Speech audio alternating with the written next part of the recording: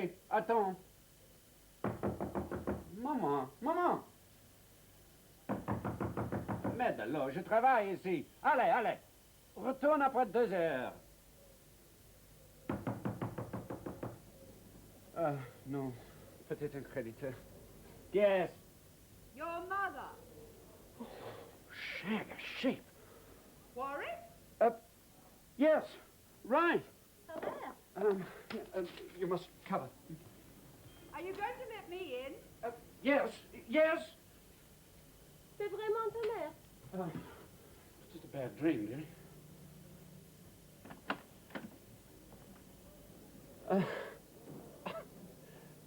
Lovely to see you. Oh, my God.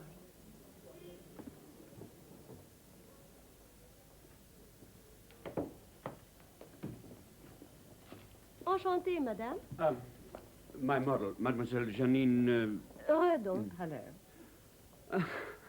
Well, you've just given me the biggest surprise of my life. It's mutual. Vous êtes en vacances, madame? Please get dressed. Oh, bien sûr. Tout de suite. Qu'est-ce qu'elle croit, là? Elle croit qu'elle est la reine. Viens ici. La reine. Just a model. Yes. I didn't expect a miracle. Well, what did you expect? Anything, Warwick. Absolutely anything. Except that you'd gone blonde.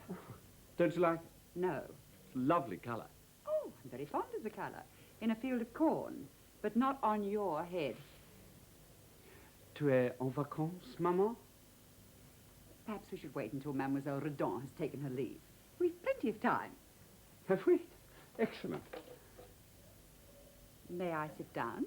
Oh, yes, you must. Yes, you must be tired. Why must I? Well, after the journey. I left Sydney 3 weeks ago. Oh. Where are you staying? The Carlton. Yes, of course. Silly of me. You look worse than I could possibly have imagined. You never seem to me to have a great deal of imagination, Mother. Oh, no, don't get aggressive. Oh, normally I'm very well. I enjoy extra bon santé. It's just that your arrival has caused me mild terminal shock, which has temporarily drained the colour from my cheeks. But not from your hair. Rory. Au demain, là. Vous tenez payer maintenant? Pas demain. Pas demain. Pas demain? Bon, d'accord. Au revoir, madame Lacy. Au revoir, Mademoiselle Redon.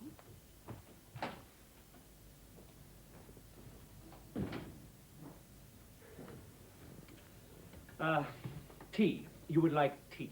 Do you keep tea? I should have thought it was all café au lait. Your hostility seems to have survived the journey marvellously well. I'm having a holiday. Ah, good for you. You'll be pleased to know that Daddy's funeral was a magnificent event. Televised, was it? It was profoundly moving. 42 cars followed the hearse to the cemetery. Good. Anyone we know? Just people paying their proper respects. Yes, well, I'm sorry. I explained in the letter. Well, it was torture, really, but I was just unable to get away. I was knee-deep in organising for my show, the exhibition I've been planning all these years. Yes, I can see you're a great success. Well, not much, is it? No, but I'm sure you consider it appropriate. Oh, no, not really. I'd prefer to be nearer the beach, but... C'est la vie. I have no doubt that it is. How long have you been in France? A week. I flew to London and toured around. In a bus? In a limousine. Yes. Did you enjoy that? Enormously. Well, it's nice to see you after all these years. How's everything? In Australia, you mean? Yes. How is everything in Australia? The state of the economy, the weather, the fashion, the cricket, the traffic problems. Is that what you mean? Well, how are you? Me? Oh, I'm fine. Yes. Daddy's death was a shock. Yes, I'm sorry. Wasn't it a shock to you? Yes. Don't be a hypocrite. This trip must be rather expensive. You have visions of having to support me in my dotage. No, I just said it must be rather expensive. Oh, Daddy made sure he was buttressed by substantial insurances. Yes. He was a very practical man. He certainly was. And life here, it's to your liking. Oh, absolutely. That's reassuring. I thought I should get away for a while. My thinking, which will be of passing interest to you, is that I had one life until I was a girl of 20. Then I married your father. I've had a second life, which ended in my 58th year with the death of my husband. Now I'm preparing myself for my third and final life. I see. Yes. How chillingly calculated. Nonsense. As I said, I thought I should get away, and I said to myself, this could be the opportunity to visit Warwick and see what sort of a life he's making for himself. Yes, well, you could have let me know. Oh. Out of courtesy. Oh, I should have come a long time ago, years ago. My concern for my son has been constant ever since he left Australia. Not to mention your curiosity. Oh, mention it by all means. But I could never have come whilst your father was alive. We always took our holidays together. And you know what he would have felt on seeing this? Shocked? We wouldn't have felt anything for long. He'd have dropped down dead almost immediately. He wasn't as tolerant as I am. No.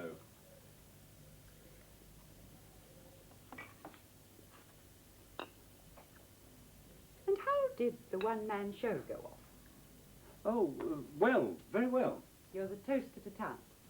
Oh, no, not exactly, but I'm on the map. My name gets mentioned. My style is much appreciated. What style is that? Oh, well, I'm not sure that you'd altogether understand. Oh, I probably wouldn't understand at all, but I'd smile politely. That's the least a mother can do. Yes, well, I'm attempting to reinterpret the Impressionist fascination with light in a non-literal way. For me, the world is one of vague fear, vague doubt, and truly vague light, diffused by the smog of its own progress. I'm attempting to capture all that. So good to know what you're doing. I imagine it must help an artist. Man is not an artist unless he knows what he's doing. At best, he is a decorator. And what has the female nude got to do with the rediscovery of light? I refer to Mademoiselle Redon. Well, light plays on all surfaces. Your depiction of her body seems to my Philistine eye to be quite straightforward, even graphic. Yes. Is it necessary to make quite such a thing of the pubic hair? Look, the picture isn't finished yet. No. I had a very pleasant couple of days in Paris. Good. Did you like it? Oh, very much. I went to the Louvre and up the Eiffel Tower, around the Place d'Etoile. I took a bateau mouche up the Seine and looked over the Sacré-Cœur, which I thought a little gross, and into the Madeleine, which I found stunning. And I've been shopping, of course, for presents, you know. I've got something for you. What?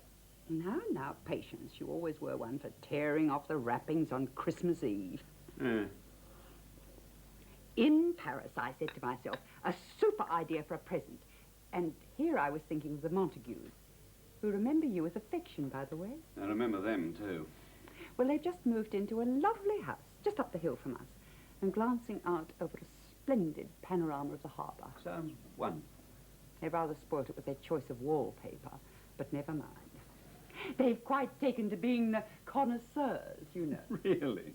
Well, a present for the Montagues from Paris. What could be more fitting than one of Warwick's paintings? Well, take a peek. You're very generous. No, I thought I should do it properly. So, the concierge in Paris arranged for a car to take me around the art dealers. I had a most interesting day. Did you? But not a lucky one. It wasn't that there were none of your paintings, so much as that no one had ever heard of you. Really? Well, the concierge said if you lived in Provence, you probably exhibited in Provence. Shrewd judgment.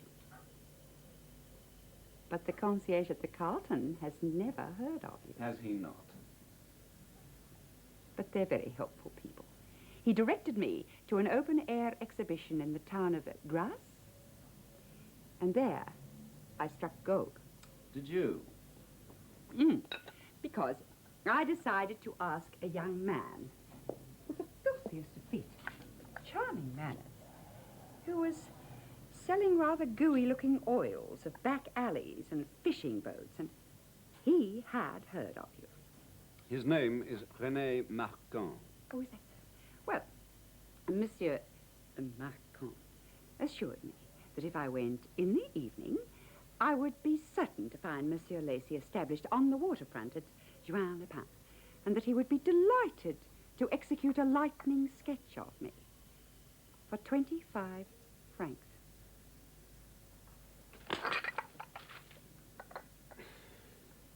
You bloody liar. Artist. One-man show. Lightning sketches of American tourists stuffing their faces with bouillabaisse. Not content with being a mediocrity in Sydney, you have to come to the south of France to live as a total non-entity. I prefer it.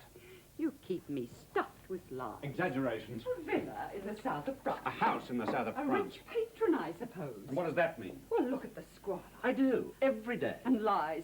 You couldn't come home to your father's funeral. I don't have a bloody suit. I kept all your old suits. Yes, well, I think they might not fit me anymore. Why? Because your bum started to spread?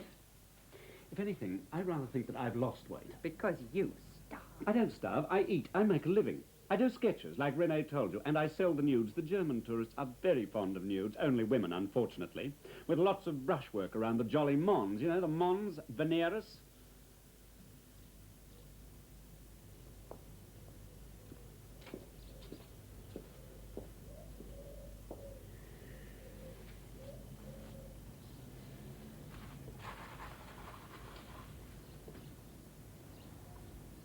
The life of an artist. These paintings. These are mine. These are the ones I'm in. These are my art. Ever sell any of them?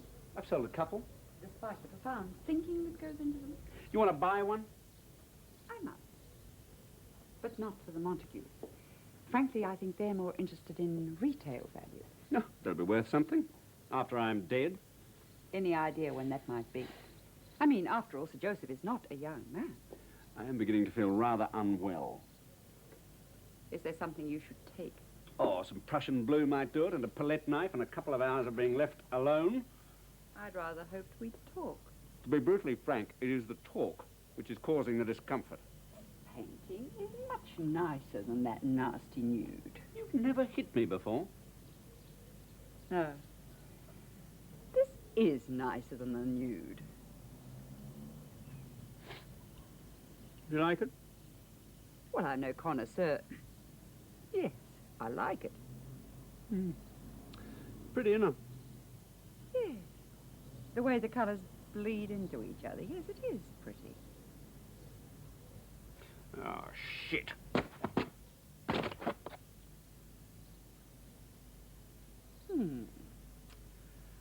Obviously, pretty is out this year.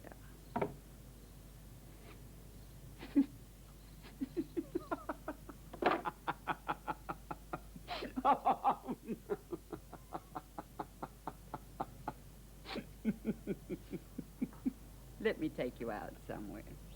I've got a Mercedes-Benz as big as a railway carriage downstairs. We can drive along the Corniche to Monte Carlo, wherever you like. No, no. This is a fair cop. This is where I live. Let's stay here. And talk. Yes. And you can have a look at my photo album, if you like. Why is your hair that colour? Well, I know it was only a sort of rich brown mouse, but it did rather suit your complexion. Yes, well, I was going grey. Do you want a glass of wine? Yes, please. Well, I know that grey can look rather distinguished on some men. It suited your father. Exactly. It is appropriate that a banker should look distinguished, but we artists have our uniforms too, you know. Here's looking at you.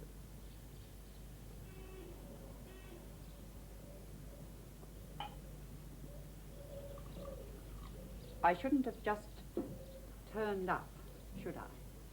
No. Well, I mean, it stopped you from working. Oh, God, that doesn't matter. just about do it from memory. I think the girl's just for company. I mean, what she's made of is fairly well set in my mind now. Do you enjoy her company? It's so undemanding. I see. Yeah. Do you have a friend, Warwick? Oh, I have lots of friends. Oh, you know what I mean. Oh, I see. You mean, do I have a friend? Yes. Not quite at the moment. No. Well, at the moment. Do you have a rich patron? What? Well, living in the south of France. Living in hope. What are you hopeful of? Dear mother, everything you would expect. Cheap wine, legendary light, the divine touch of God's hand on the paintbrush, and the odd nightingale, night of love. I don't think I should enjoy it. But it is very pretty scenery. Yes, well, I don't do a lot of sightseeing. Oh, that seems a shame. Yes, but I'm not a tourist here. I live here. You regard that as permanent. I regard nothing as permanent. Is that the answer of an artist? Of course it is. Well, I should have thought, forgive my ignorance, that an artist must at least regard his own work as permanent. Yes. Well, no. I mean, permanence is the stuff of museums. One doesn't paint for museums. One paints to record a fleeting sensation, an illusory impression. But surely record means setting something down in durable form. You've come on a bundle since I quit good old Oz, Ma. Yes, well, I've been reading a lot more. Have you? Mm-hmm. Your fault. Is that so? Why is my only son living in France, in a world that means so little to me? And why doesn't he get on with women? I get on very well with women. Oh, you know what I mean. Yeah. Perhaps if I'd understood his ideas, we could have talked. Oh, perhaps. And then... Now, look, you're taking too much on yourself, Ma. Thank you. But I am glad we're talking. Good. It was hard going. I can imagine. I went to lectures at the art gallery, which is what turned the Montagues into connoisseurs. You know what snobs they are. Loathsome couple. Good. Anyway, I did that. And I bought those very expensive books that you're meant to stare at and develop a love for... Well, now, who did I have? Matisse. And, do you love Matisse? Well, I went to the Tate Gallery when I was in London, and I like him better now. You don't find his use of colour facile? No. Do I? No, you don't. And I read a book by Herbert Reed and ploughed through linguaphone courses. I made the effort. Me too. Have you really? Well, I keep meaning to. This is a decent wife. Plenty of body, isn't there? Are you happy? I believe I am. It's the only question that matters to me. I am. I should have come to the funeral. Nobody else cared. You know what they're like. Business people. I include your aunts and uncles and kith and kin to the fourth generation. Didn't care. No? There's something rather tribal about it, don't you think? I haven't thought. Well, when there's a ritual dying, that is, when the deceased hasn't quite deceased, there seems to be a social obligation to cluster around the bed going and commenting on the number of drips in the arm and how the hospital's doing its best. Well, now, if Daddy had gone off lingeringly like that, I expect your relations would have found your absence inexcusable.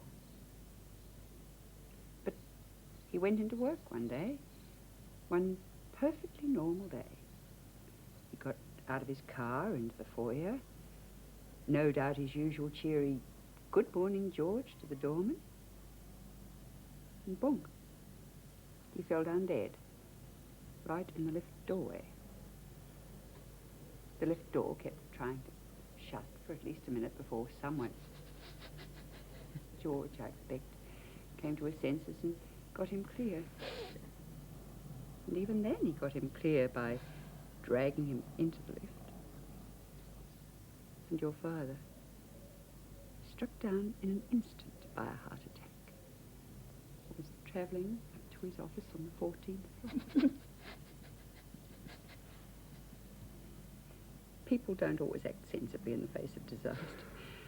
I'm sure I should have been no better. But the point is, one minute he's kissing me on the cheek and leaving for work, and the next, we're burying him. Instead of a reverential duty, the funeral became a procedure to go through. And the fact that you hadn't travelled 12,000 miles, risking a one-man show, just to see a coffin covered with earth, was quite understood. Did you understand it? Not for 1 minute. I should have come to be with you. Well, never mind. Now I've come to be with you. And it's just as well you didn't come. The sight of that hair would have been too much for me, and I should have toppled in right alongside poor Daddy. Oh, I am sorry. The hair rather symbolizes why I did feel I couldn't come. Well, I knew it had to symbolize something. Yeah, well, in the sense, I mean, oh, well, it doesn't wash out, you know. I can see that. It's peroxide. Yeah, it grows out. My dear, I peroxided my hair when I was 18 years old. Did you? Yes. And I was considered very wanton for doing so. And my mother made me wear a scarf in public until the yellow had grown out. And if it wasn't scarf weather, I stayed in. Oh, don't believe it. No. Well, you always did imagine that you were the only member of the family who was larger than life. What?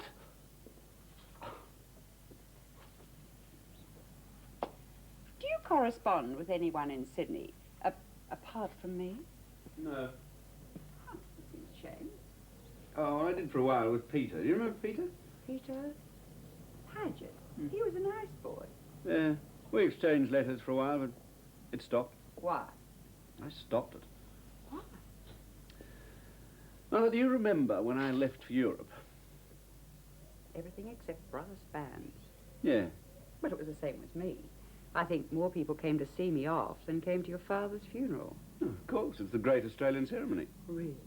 With chook raffles and prawn nights. The acid hasn't mellowed. Oh, it has, a bit. But, I mean, those people, now, why were they there? What were they saying? Well, I can't remember. It's 8 years. Yeah, but the general tenor of it. Well, the spirit of it was that Warwick Lacey was off to Provence to be an artist, and I was going to show him, and I was going to eat the crusty bread and drink the crusty wine, and I was going to swan on the Côte d'Azur, and wasn't I a lucky bugger? And wasn't I going to set Europe on its ears? And how long before news of my triumphs was zonking around the local scene and sending the jolly Benitans off our patch over to lure me back and bullshit and bullshit and bullshit?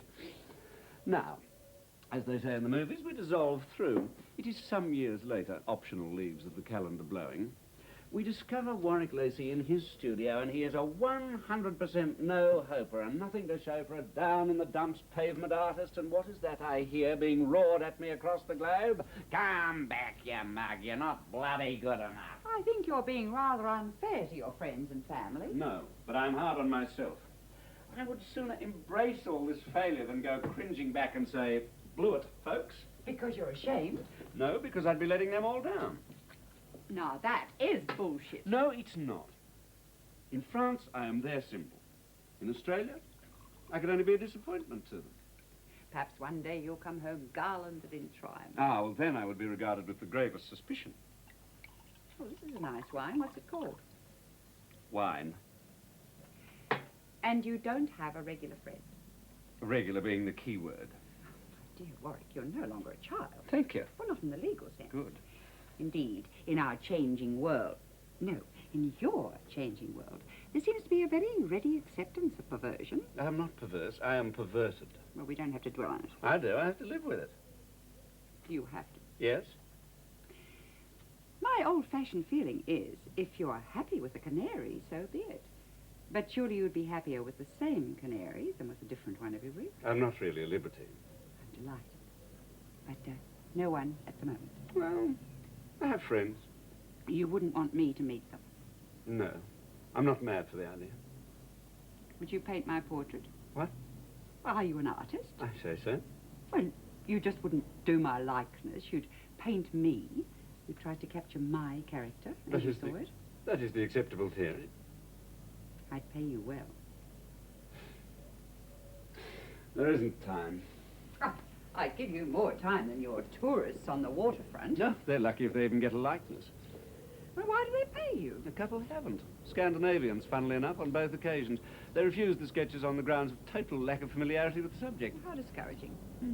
But most people haven't got the balls for it. They're just holiday makers. They just want it as part of the holiday. You don't sound like my idea of an artist. Do I sound like your idea of a pufter? Don't. Actually, I sound like an Australian. You sound like a charlatan. Well, it's a living. A pretty poor one. Yeah, well, it's better than going back. Why? Why is it better to be a nonentity here? In Australia, your work might have been appreciated. Yes, oh, yes, it might, Mother. And that is why it is better to go unnoticed here. I don't follow that. We're not drinking the wine. We are. We're not drinking it fast enough. I don't suppose you bother with the Australian papers. Oh, I never bothered with them when I was there. No. Well, an old school friend of yours has made it in quite a big way. Paget? No. I never had school friends, you know. Yes, I know. Well, you weren't a particularly nice child. I was spoilt. Yes, I'd accept that. Yes. No, not Peter Paget. He was a bright boy, really. He was more responsible than you could ever guess for my setting out to do what I did, in the way I did. Jeez, he could talk, do you remember? Yes. But the one who's really made it is Kenneth Riesel. Ken? In commerce. Well, he was sharp, but a grafter. I mean, he did his homework. Well, he's got a tremendous Yeah, well, look, I'm job not really now. very interested, no. No, of course not. I just thought as he was an old school friend. Yeah, well, good luck to him. Are you all right for money? I haven't starved. 8 years, I haven't starved, you know. Daddy had himself insured for $250,000. Shit. Yes, well, I can't spend it all, of course. Well, give it to charity. That's what I'm trying. Very droll. You could get yourself a decent studio. Give up these lightning sketches. Give your art a chance. Oh, God, Mother. That is like waking a dreaming man or saving a drowning man, or both. Then you accept. Has there ever been a night when you were dreaming? I don't mean nightmares, I mean really relishing some dream, when to continue sleep would have been a happier choice than waking up to the discovery of the truth? I know what you mean. Well, then my answer is no. I don't know what you mean. No! You are threatening to remove my last and fragile excuses. Leave me exposed to the reality of my talent. You got this wonder. What a lovely phrase. In vino veritas. I had a patron, a regular friend. Regular friend, it sounds like Tennessee Williams, a gentleman caller. Yes. Wine? Yes, thank you. Now look, I don't want you to get upset by anything I'm going to tell you. That's unlikely. Good, but I mean, I've done all the breastfeeding, so there's no need for you to put in your sympathetic bid at this moment. I shall remain aloof, but respectfully concerned, rather like you were when your father died. You are secretly here to cut me into tiny pieces over that. All the rest is pure facade. Not so. Go on. My regular friend. Yes. Well, he had been, that is to say, he was regular for 3 years. Is that good by your standards? I have no way of knowing. Do you mean by my standards or by global homosexual standards? I'm clearly more interested in you. Yes, well, it is good by my standards. Well, not my standards. I mean by my record. It may be said to have been an enduring relationship. I see. How do we start talking about this? Well, 36 years ago I gave birth to you, and that makes you my son. Oh, yes, fair enough. Cheers. Good health. Ronnie Golding. Not French. American. Jewish? Why? Oh, no, go on. Are you worried about my getting married in a church?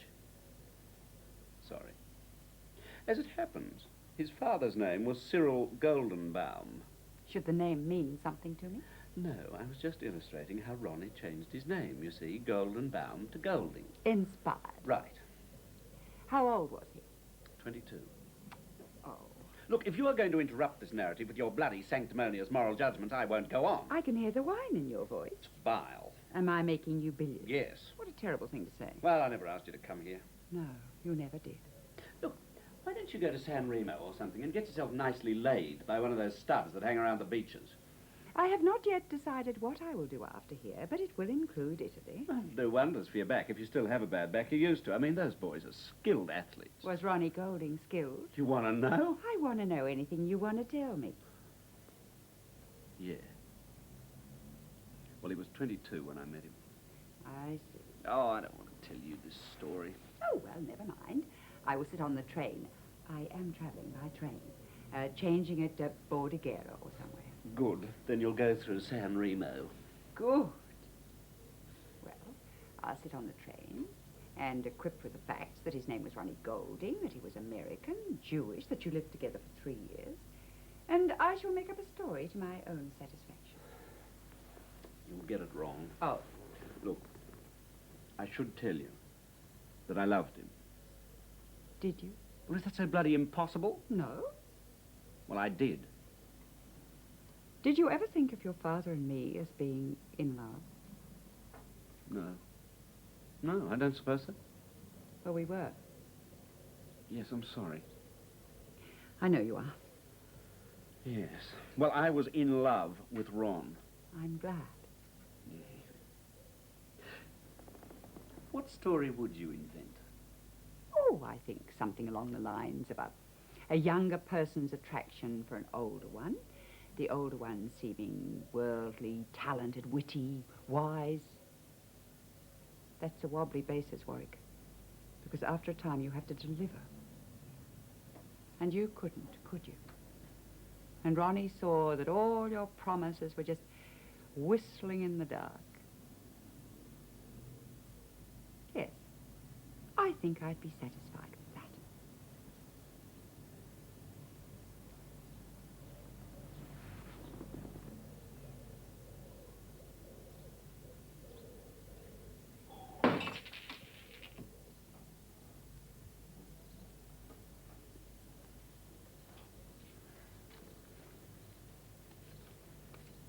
Have you got a dustpan and brush? Oh, no, please, leave it.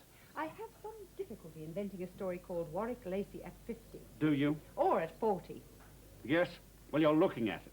Well, that's pretty pathetic. For you? It wouldn't do for you. No, it would not. You have always been a martyr to creature comforts. There's a fascinating catalogue of misconceptions in your head concerning me, and I would be enthralled to hear them. Why? Morbid curiosity. Yes, well, just at this moment, I'm not prepared to share any of my sometime feelings about you with anyone. You just did. It slipped out. Perhaps I should hand out another glass, and we can go on drinking your excellent red.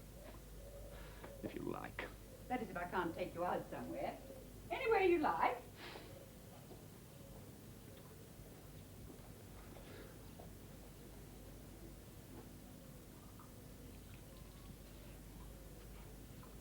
We may as well be at home in Vaucluse, eh, Mother? May we? This is France.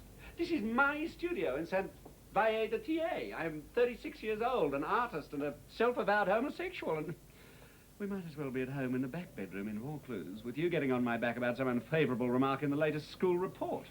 Well, some things never change. No, they don't.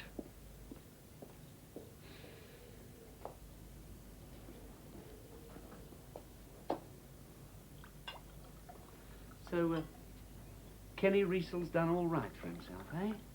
So I read. Well, good for him. You are. Charles. Good health. À votre santé. I think you may say ta santé, being my mother. I see. I wish you did.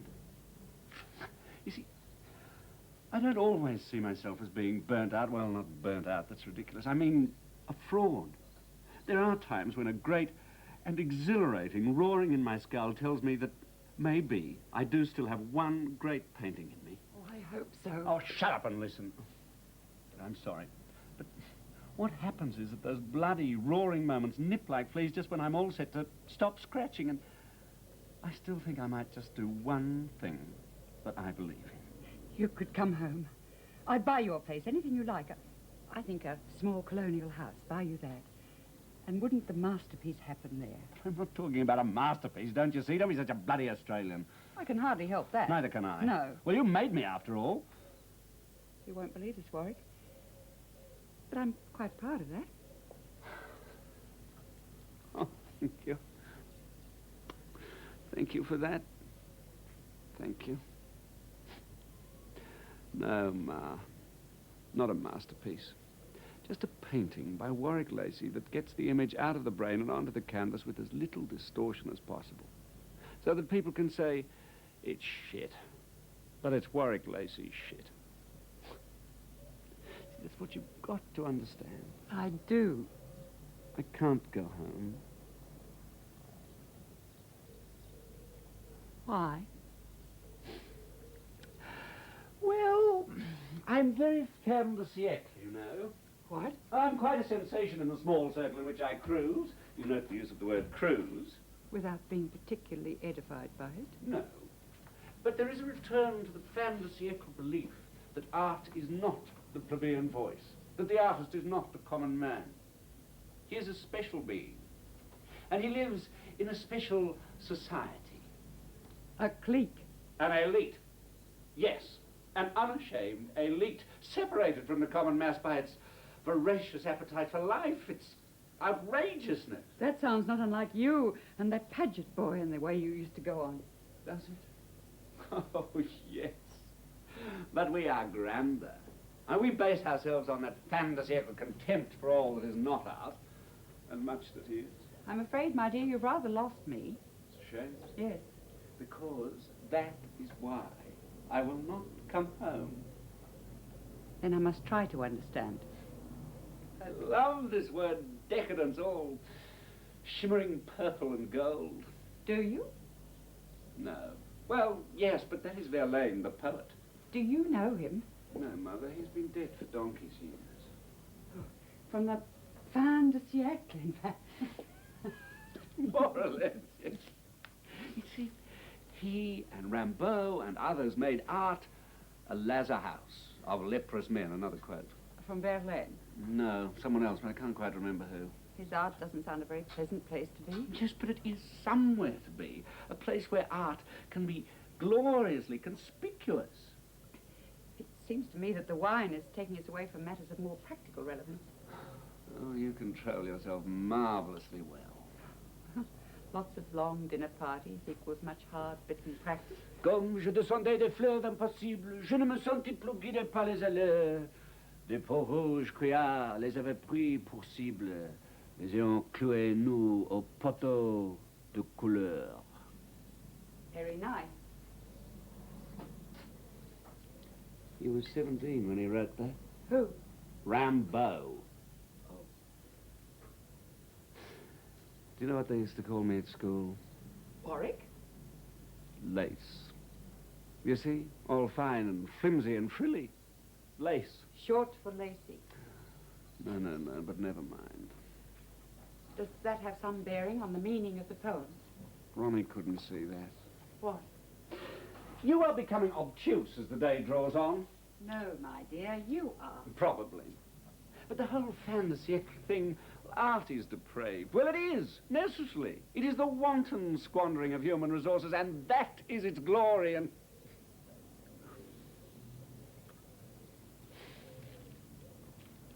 Ronnie couldn't see that. I understand. No, you don't. Look, I am going to show you something. Oh, good. Now sit there. Now wait. There. Sit there. Oh, all right. Good. Now sit there.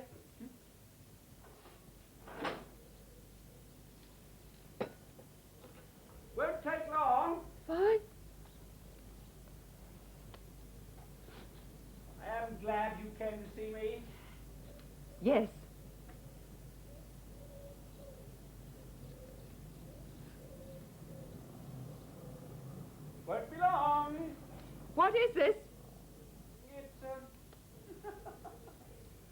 Only me.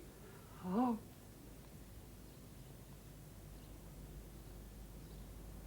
Ronnie and I had a great time here.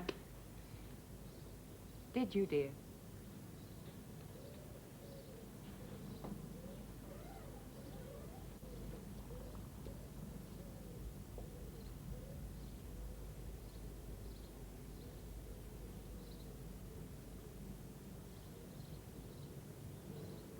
I suppose you do have a life here. Friends and so on. Worry? Ready? Yeah.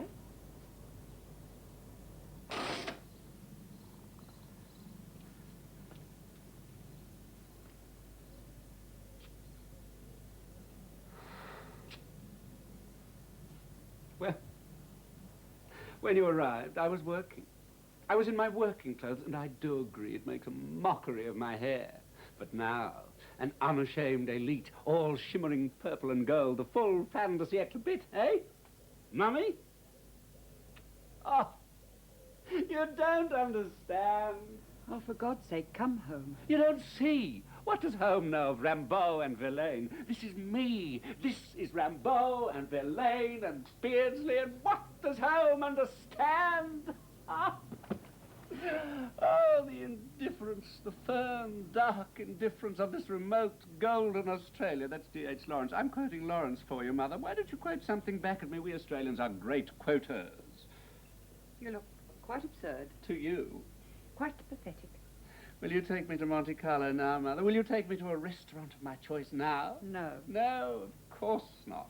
Is this you at 40? What does 40 matter? It's me today. Can't you see that? Could Ronnie see that? Oh, I wish I knew. Why, my homeland is doomed to be the house that you pass twice a day and never notice till it gets bloody burned down. Oh, I wish I could tell you. You've been away for 8 years. People dressed like that walk around King's Cross these days. They appear on television. I'm not talking about the dress. See, I've stuffed it again. That painting that you destroyed, I'm sorry you did that. What? Well, I rather liked it. I just said I've stuffed it again. Yes, dear. And don't call me dear. All my life you have called me dear. What have you called me? You used to call Dad dear. What have you called me? I used to call Ron darling and mean it. Did you? Yes. And where is he now? He went bloody home to bloody America. But not you. Oh, I just explained. No, dear, you just stuffed it.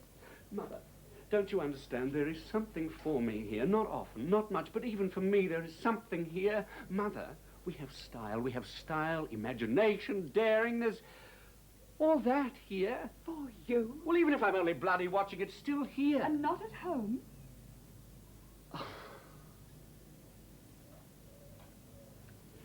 Well, don't you like my outfit then? I do not. Why? Your bum's too big for those pants. I know. Do you like my outfit? It's very chic. I bought it at Saint Laurent.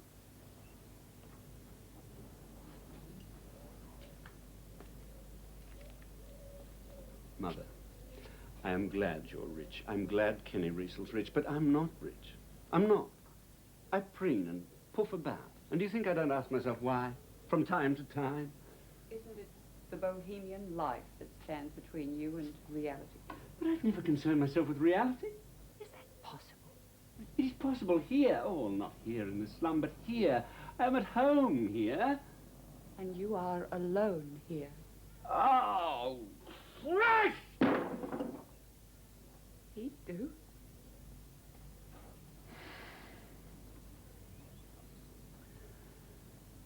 Look,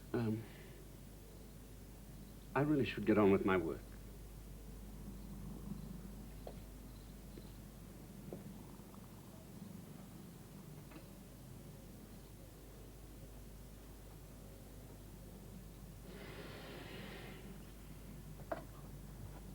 I'm sorry I've ruined your day. No, you haven't. Really.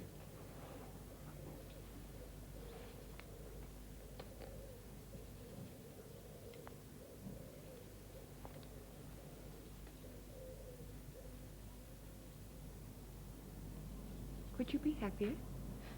We all could. That's a mother's question. There is a painting. I see it very clearly. There's a street corner where a shaft of light comes in a defined line, like a funnel of paper. And that light dances with the dust of the city.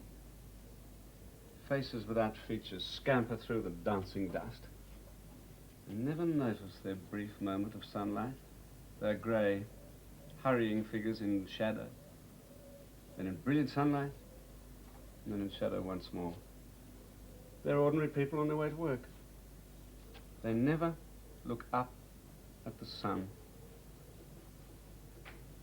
The sun might as well not be shining. I want to paint that picture. I see that picture very clearly. And done the way I see it, it will be a great illumination for a world that runs, of the tragedy of moving so fast that you never do relish the moment. You won't find that picture here. There's no good looking amongst the canvases. I've never even tried to paint that image, but I might. One day. That is the dream I have here. And just having that dream in my skull is important to me. It sustains me. But at home, any obsessive puffery like that would be shat on from an almighty height by whatever it is I can't articulate for you. And perhaps that is your son's answer. Hmm? Yes. I mentioned I'd brought you a present. Oh, yes, the will. Let's stay and hear the will. Oh, nothing so dramatic. All right. I shouldn't have come. I should have waited until you asked me. I don't want money. Oh, my dear boy, you always used to. When I was a boy. Be gracious enough to accept a gift. Are you gracious enough not to bribe? I'm not clever enough not to love. Ah, love. Now, Mother, shall we talk about love now, eh? What else have we been doing? Well, we seem to have ranged over several topics. Yes. Well, you and I always could keep a good debate going. Rows, dear. That's what they were. It isn't exactly money. It's a ticket. A first-class ticket to Sydney. You can cash it if you like. It's open-dated. Just a present. If you do cash it, I hope that when you're 40, you'll be a happy man. It's not the only thing to be. We'll agree to differ.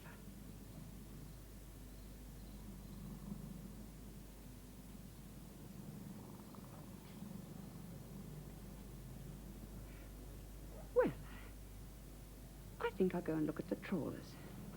You've just been looking at one.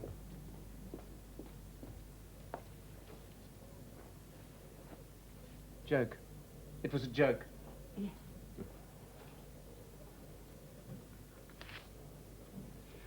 But if I, oh, well, you could visit. Again and again, eh? If you decide to stay, I shall expect truthful letters from you in the future.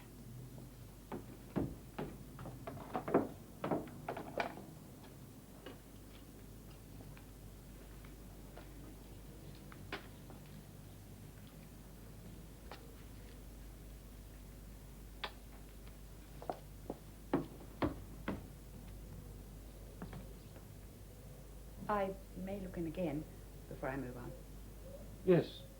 Monte Carlo, maybe.